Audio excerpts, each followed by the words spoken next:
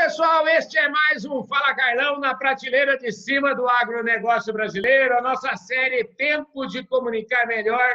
E, obviamente, quando eu pensei nessa série, o primeiro nome que veio à cabeça, o primeiro nome foi o da Vera Ondei. Falei, Vera, e aí, você topa participar? E ela topou, eis a Vera aqui. Vera Ondei, minha grande amiga de vários anos. Como é que você está, querido? Tudo bem? Eu estou bem, Carlão, e você? Dentro de casa, né, como todo mundo, tentando sobreviver à pandemia. Dentro de casa, e eu estava falando aqui para ela o seguinte, que ela preparou, ela veio toda linda e preparou um cenário todo lindo para mim. A Vera Ondei, e esse cenário tem a ver com os dois filhos adotivos da Vera Ondei, o Luiz Eduardo e o Douglas, e eu quero que você conte. Começa contando esta história. Então, de preparar, minha mãe dizia o seguinte, você tem que receber bem os amigos, né? Eles que merecem tudo. Então, por isso que eu preparei. Mas, antes de começar, Carlão, eu queria fazer um merchan. Posso? Pode, claro. Por favor. Então, quem está assistindo a gente, tome vinho e compre flores. Ah, que beleza, hein? Por quê? Porque são cadeias, hoje, com a pandemia, que estão sofrendo muito, né? E são cadeias formadas por pequenos produtores, né? Então, são esses pequenos produtores que a gente precisa olhar hoje, e tudo que a gente puder fazer para contribuir para o negócio deles, para eles não desaparecerem nesse momento, sobreviverem à pandemia, a gente tem que fazer. Então, enquanto a gente falar, eu vou tomar vinho. Tome vinho brasileiro, tem vinhos maravilhosos no Sul, tem vinhos maravilhosos no Nordeste, em Minas, São Paulo. Se você não gosta de tomar vinho, faça salada de fruta, compre suco integral, que é da mesma família. Enfim, e ao ir no mercado, não esqueça, leve uma flor para casa. Pois é, pronto, já fiz o merchan. Olha, esse merchan me tocou profundamente. Vou fazer isso hoje, agora, no final da tarde. Vou embora para o sítio e vou passar no mercado, vou comprar um vinhozinho e vou comprar flores também, que eu adoro flores. Isso, são pequenos produtores. Eles são maravilhosos e têm um negócio a manter. Bom, enfim, e aí você queria falar dos quadros, né? Esse quadro atrás de mim... Pois é, lindo. Pronto. É do meu filho, Luiz Eduardo, Dudu. E se você ver, olha, é Maria Bonita, cadê? É Maria Bonita e Lampião. Né? Tá bonito. Maria Bonita, ela bate abaixo do ombro do Lampião. Só que o quadro, eles estão na mesma linha, na mesma altura. É super feminista esse quadro. Está todo mundo pareado, igualdade. E essa do lado aqui, essa Joaninha, sou eu. Ele me deu de presente de aniversário há uns anos. Maravilha, super talentoso. Olha, eu queria... começamos falando disso, porque eu acho que é um gesto maravilhoso de adoção. Eu acho que isso engrandece as pessoas e isso deve ter te feito uma pessoa muito melhor, né, Ana? Ah, com certeza. Vera, vamos fazer o seguinte. Você nasceu lá em Santa Fé do Sul, que eu sei. Me conta a sua história. Você queria ser veterinária, é verdade? E acabou sendo jornalista. Me conta, como é que foi isso? Então, minha primeira opção de ser alguém, né, de ser alguém na vida, era cuidar de bicho. Né? Eu tinha lá meus 10, 12 anos. Eu já ia em dias de campo, eu morava do lado do delegado agrícola da região, seu Lorival, filho de uma grande amiga, Silvana Fraga. Ela é médica em São José do Rio Preto, hoje uma grande médica em São José do Rio Preto, e nós éramos muito amigas. O pai dela era o delegado agrícola. Eu ia em dia de campo com ele, ia ver pastagem, ver feijão, enfim. Então, minha primeira vontade era ser... sempre gostei de bicho. Minha primeira vontade era ser veterinária. Mas, assim, era uma época em que era uma profissão essencialmente masculina. Eu tinha primos, né, que já começavam a ir para a área de engenharia. Falavam, mas como? Você vai como uma bicheira? Eu nem sabia que era bicheira, mas pus, não sei o que lá. E não, isso não é para mulher, né? E aí falou, bom, se eu não posso mexer nesse negócio aí, bom, então eu vou ser agrônoma, né? E eu construí toda a minha vontade, né, de ser agrônoma. estudei para isso, fui fazer cursinho, eu prestei vestibular para agronomia. Quando eu entrei na faculdade, eu prestei jornalismo e agronomia. Só que eu fui todos os dias do vestibular de jornalismo e eram 3 dias na Unesp. Eu fui o primeiro, o segundo, no terceiro dia do vestibular de agronomia. Eu não fui, porque se eu passasse eu teria que escolher, então eu escolhi antes. E assim, o jornalismo para mim entrou porque quando eu fui fazer cursinho, eu sempre gostei de escrever. Uhum. Na escola, por exemplo, eu não ia em aula de arte, por isso que eu aprecio tanto a arte, porque eu sou péssima em trabalhos manuais, eu sou terrível nisso. Eu não fazia os trabalhos de educação artística, mas eu fazia a redação de 2 amigas. Óbvio, a gente enganava a professora, né? Então, eu fazia as 3 Que redações feio, hein?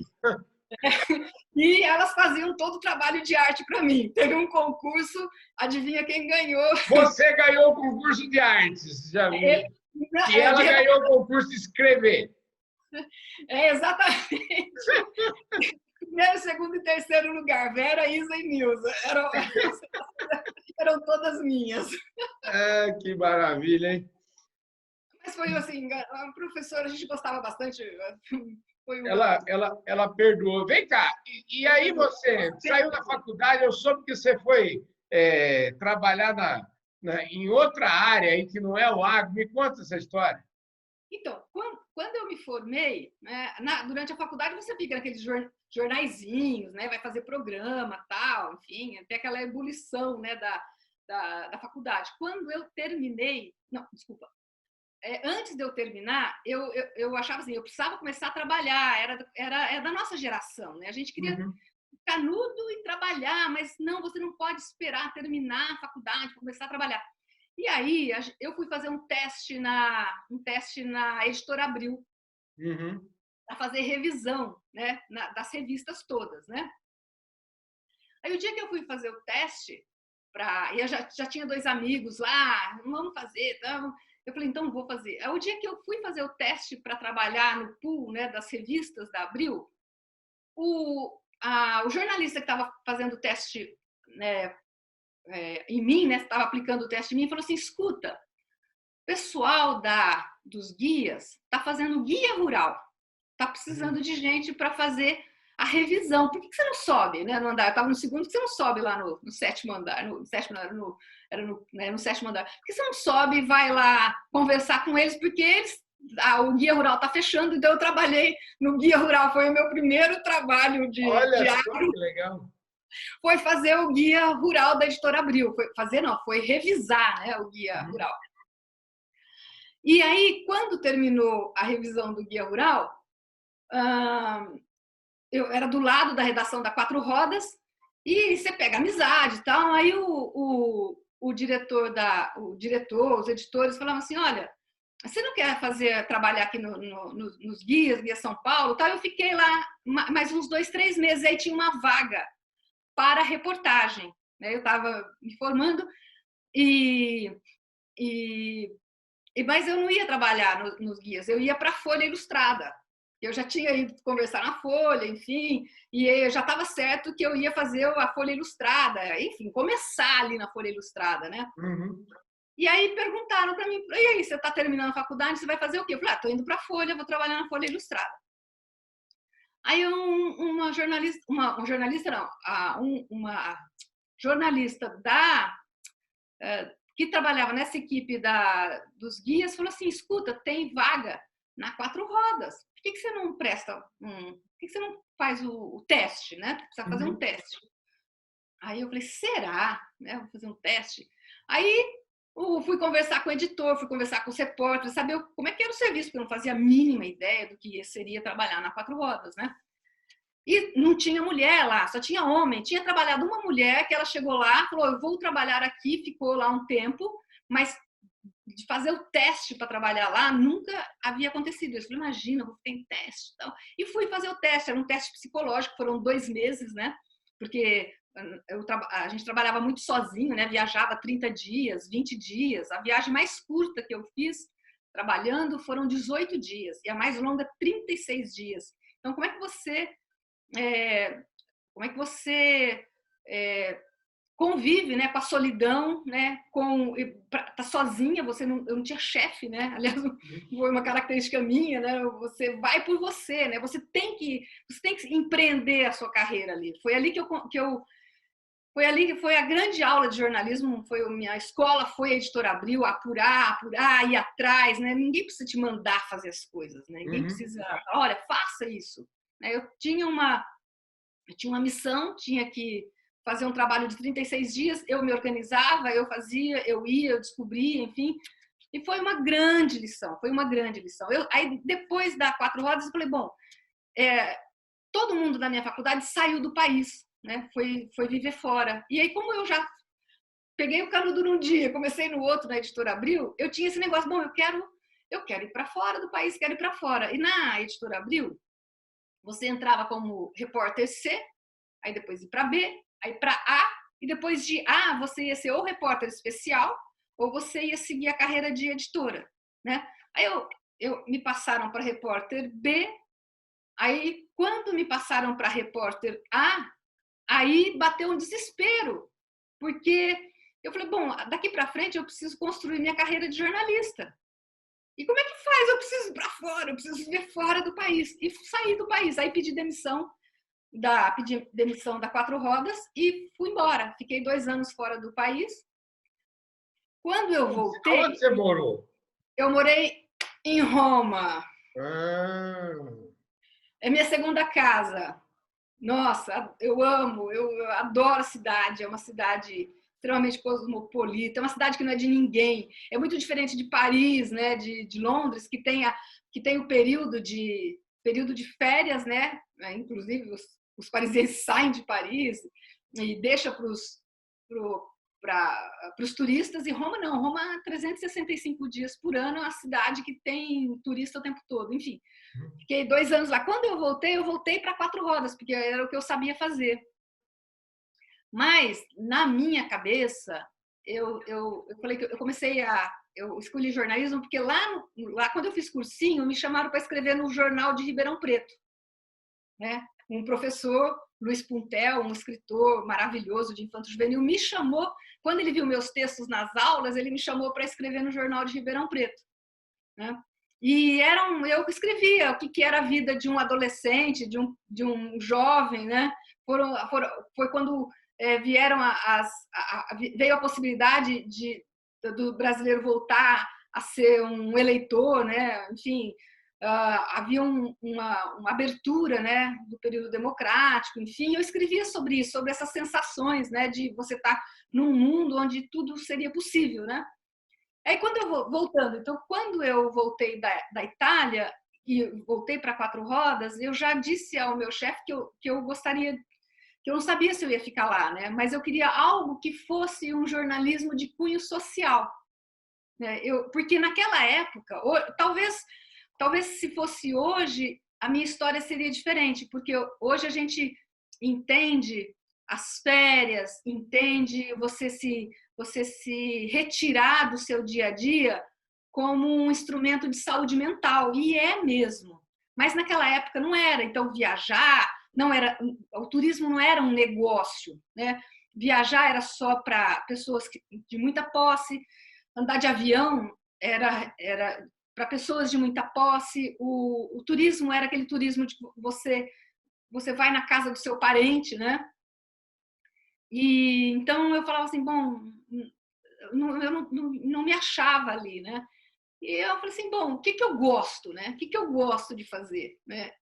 E eu falei assim, bom, eu gosto de terra, eu gosto de gente, eu gosto de falar de comida, né? Eu gosto de comer, eu gosto de beber, eu gosto...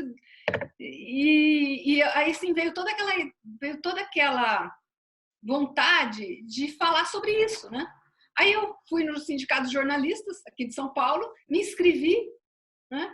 E dali um mês, aí me chamou um senhor que tinha um boletim de preço de boi, chamava Informe Boi. FNP não existia, Scott não existia, nada dessas consultorias maravilhosas hoje não existiam, existia o Informe Boi. E eu fui lá para fazer cotação de boi. Fui lá, A gente ligava para os frigoríficos, na verdade, a gente pegava o preço do frigorífico, né? Entendi. Pegava quanto, e comecei nesse jornalzinho, e lá chegou a DBO. Aí, pois é, e eu ia te perguntar aí, para a gente acelerar a nossa conversa, você sabe, Fala Galhão é curto, né? Não dá tempo de contar tudo assim. Vamos acelerar esse processo aí. Daí você chegou na DBO? Então, por esse jornalzinho, por esse Informe Boi que chegou lá, aí eu olhei, Demétrio Costa, primeiro nome, peguei tudo que eu tinha de 4 rodas e fui para lá. E fiquei 16 anos na DBO, aí fui fazer mercado de leilões, né, um mercado que eu cobri durante 16 anos, eu cobri mercado de leilões. Eu vi o mercado de touros nascer, o mercado de touros é um espetáculo, né? Está passando por transformações, né? Não existia o mercado de touros, a DBO, eu ajudei a DBO a fazer um banco de dados, é o único banco de dados, esses dias eu estava vendo, tem 2 milhões de animais cadastrados no banco de dados da DBO. Ninguém tem isso no país. Né? Eu fiquei 16 anos lá, na DBO, fui fazer o jornal de leilões, fui para a revista, fui fazer os comentários no DBO Terra Viva. Aí depois, em 2011, fui convidada para tocar, né? Aí era tomar conta de todo o projeto da Dinheiro Rural. Né? E era uma revista de negócio, uma revista para falar, não importa o tamanho do produtor, ele tem um negócio ali. Eu achei que era um desafio, né? Eu achei que era um desafio grande, né? E fiquei 9 anos lá. No final do ano passado, essa história pública, né? A Editora 3 entrou num período muito difícil, né? Econômico, enfim, entrou em recuperação judicial, praticamente a revista foi descontinuada e eu achei por bem seguir em frente, né? A revista voltou agora, quero mais que voltem todas as publicações, porque a gente não vive sem referência. É muito importante que os meios de comunicação continuem, né? Que achem o seu caminho, que achem o seu público, porque todo mundo precisa de referência. A gente não pode ficar sozinha no mercado, não pode. Nenhuma publicação pode ficar sozinha no mercado porque fica sem referência. Pois e voltei para a DBO para um desafio, né? Pois é. E aí eu queria que você, para a gente, nós já acabamos, já estouramos tempo aqui. Eu queria saber o seguinte de você. Vamos falar um pouquinho de comunicação. Aliás, porque o tema dessa nossa série aqui, que é tempo de comunicar melhor, eu queria saber primeiro se você concorda que se você acha que o agro, que todo mundo fala que o agro se comunica mal, que o agro é isso, que o agro é aquilo. Eu quero saber o seguinte, o que você acha disso em primeiro lugar? Você acha mesmo que o agro se comunica mal? Carlão, eu acho o seguinte, não é que eu vou tergiversar, eu acho que existe uma história que ela precisa ser entendida. Né? Se você for falar de melhoramento, por exemplo, eu fui numa fazenda do seu Epaminondas Andrade, que você conhece, eu fui na década de 90, esse senhor tinha tudo, exatamente tudo anotado, tudo. O que a tecnologia permitiu para ele? Permitiu dar um salto, né? E hoje está tudo dentro dos programas, tal, enfim. O agro tem uma história de comunicação, né? E essa história de comunicação aconteceu. E a comunicação do agro, ela foi sempre respondendo a um determinado cenário histórico. Né? Se você pensar na Folha de São Paulo, né, com seus cadernos, no Estadão, cumpriram um papel espetacular. E era impresso. Por quê? Porque você não tinha a internet. Você não tinha essa tecnologia. Né? Então, o agro veio se comunicando dentro dos canais históricos dele. Né? E também, por que o agro não falava com o público urbano? Porque ninguém falava com o público urbano. A gente precisa entender que que houve um momento histórico nessa questão de verbalizar, que se chama Eco 92. Toda essa parte, toda a história de você buscar pela sustentabilidade, né? E antigamente nem se falava em sustentabilidade econômica, social, ambiental. Quando se falava em sustentabilidade, só se pensava num matinho, né? E não é. Sustentabilidade é todo um cluster, é todo um mundo, né? De atores, né? Então, assim, é importante a gente frisar que a Eco 92 trouxe um novo modelo de se comunicar também, né? Em que ali na Eco 92, no Rio de Janeiro, assim, foi a primeira vez que eu vi todo mundo junto, né? Aí pode falar, o agro poderia ter ido mais depressa? Poderia ter inclusive ido mais devagar, né? O agro, na verdade, é um setor que ele realmente é mais hermético, né? Porque tem a ver também com a história de crescimento do agro, né? Não precisamos nem falar que na década de 80 o Brasil importava carne, importou carne de Chernobyl. Aliás, eu fiz uma pesquisa, vou escrever um dia sobre essa carne de Chernobyl, né? Então, o agro, né, tem toda essa história que é muito recente dele sair de praticamente um setor inexpressivo do ponto de vista de cadeias, né? O agro era muito expressivo no café, né? O Brasil é o maior exportador, no açúcar, né? Depois no ciclo da borracha, enfim. Mas como cadeias, hoje você fala em agro, você tem pelo menos das 35, 36 cadeias, 20, 25 cadeias são extremamente relevantes. Então, Deixa eu tentar traduzir um pouquinho isso que você está falando. Quer dizer, você está me dizendo o seguinte: a gente teve uma transformação gigantesca do ponto de vista de produtividade, do ponto de vista de adoção de tecnologia, do ponto de vista de modernização, e a comunicação não acompanhou isso? A comunicação, então, até os anos 90, a comunicação acompanhou. Eu falei que a partir dos anos 90 entrou um outro componente, que é a sociedade. Entendeu? A partir dos anos 90, a sociedade começou a acompanhar, que foi exatamente a Eco 92. Não sei se eu fui clara com isso. A Eco 92 é um marco, porque finalmente a sociedade estava ali discutindo, né? Discutindo produção, né? E a partir desse momento a sociedade começa a olhar para o agro, só que você não tem as tecnologias. Na década de 90 a internet não era nada, era escada, né? Então, hoje, por exemplo, o que é que você tem hoje? Você tem um agro tentando dizer o que a sociedade está perguntando desde a década de 90, né? Que começou devagarzinho, mas ela vem Então, mas nesse aspecto eu estou falando. Então, na sua opinião, na verdade, o que aconteceu é o seguinte: se a sociedade está perguntando desde a década de 90, se nós estamos conseguindo responder agora, tem um buraco aí no meio, né? Sim, tem um buraco. Como é que a gente faz para resolver esse buraco? Tem solução?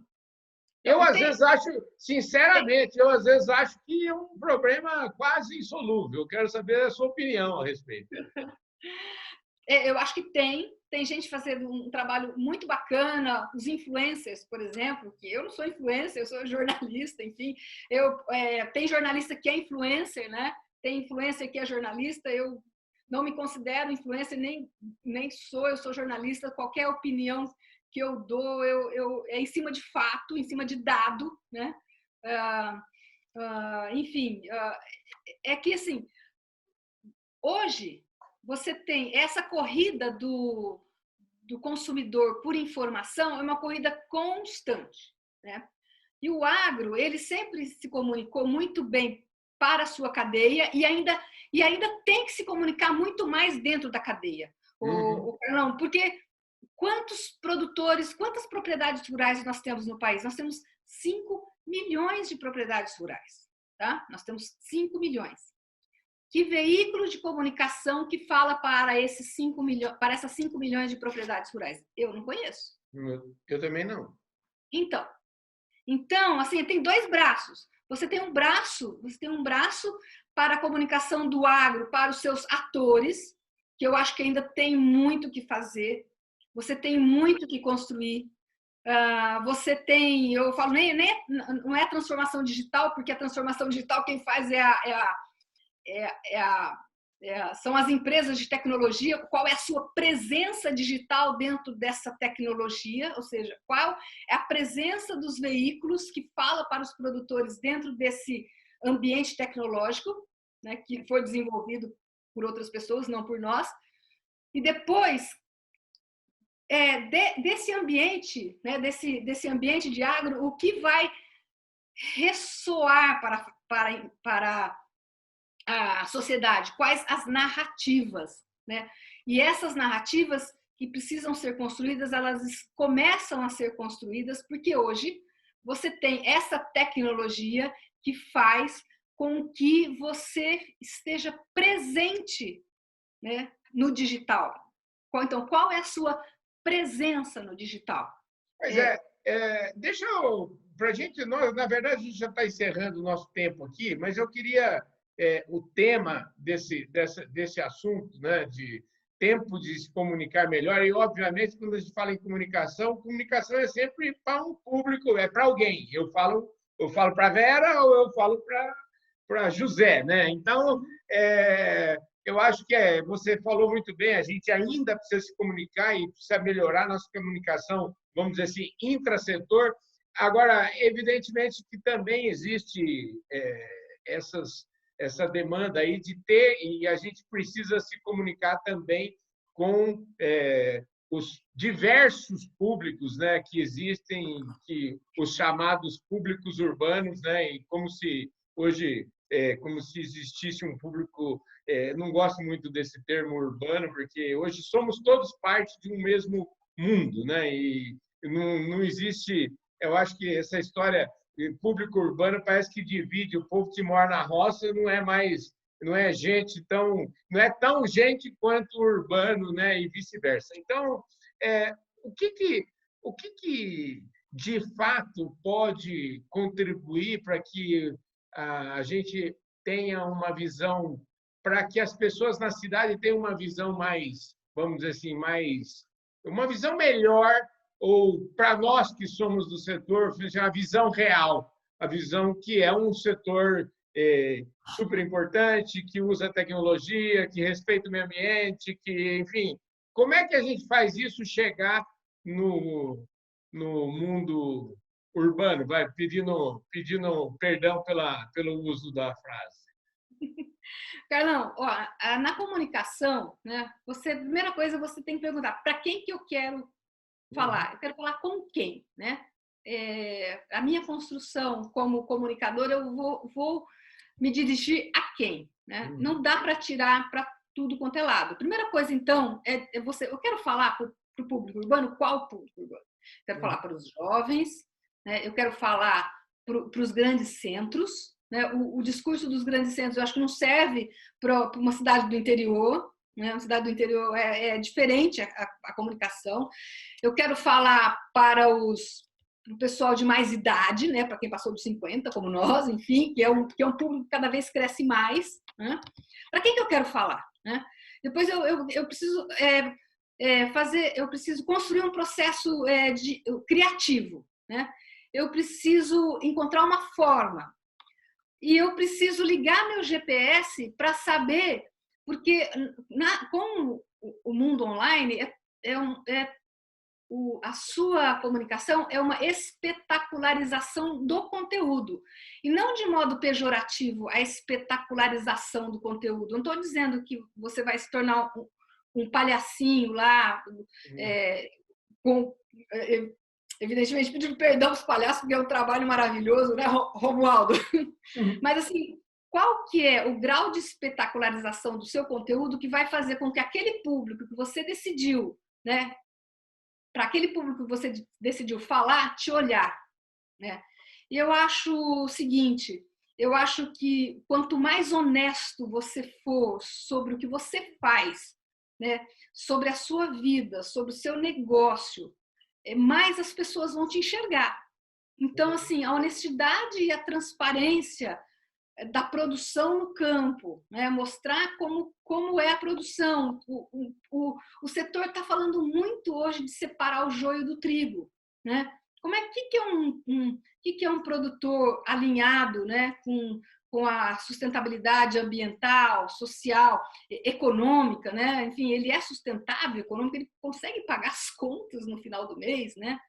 Enfim, mostrar a realidade para o público que você quer atingir, né? E esse público tem aumentado consideravelmente. Eu não sei se nós estamos saindo do tempo, mas hoje de manhã eu assisti uma palestra com um diretor da Vivo, né? E a presença digital, né, hoje é gigante. Até o ano passado, 10 milhões de brasileiros entravam por ano nas compras online. Estava falando sobre marketplace, enfim, 10 milhões por ano era a entrada de brasileiros nas compras digitais.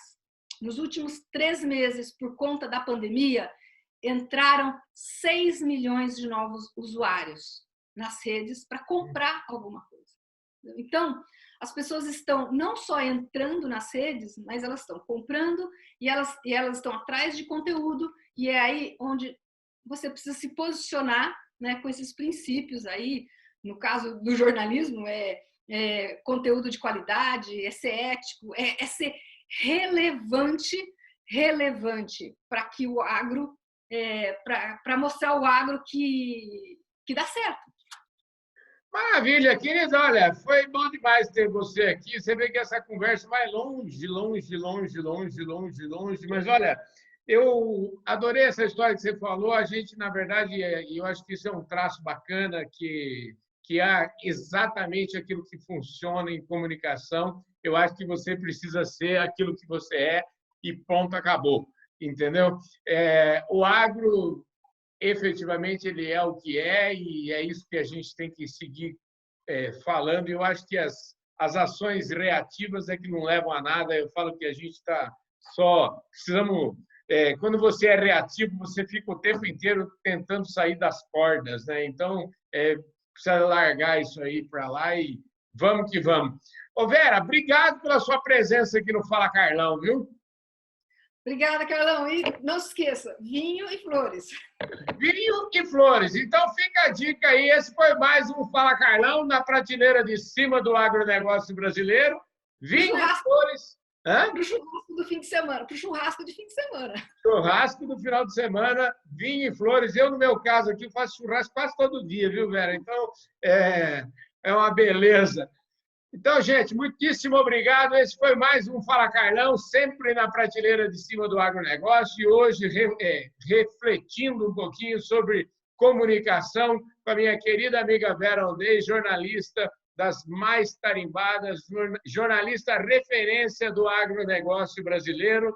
Foi mais um Fala Carlão, sempre na nossa prateleira de cima. Se você estiver no YouTube e ainda não se inscreveu no nosso canal, a hora é agora, né, gente? Se inscreve aí, aperta o sininho para você receber todas as nossas notificações, deixe o seu like, deixe o seu comentário e, o mais importante, compartilhe esse vídeo com toda a sua galera. Muitíssimo obrigado. Vera, brigadão, show de bola.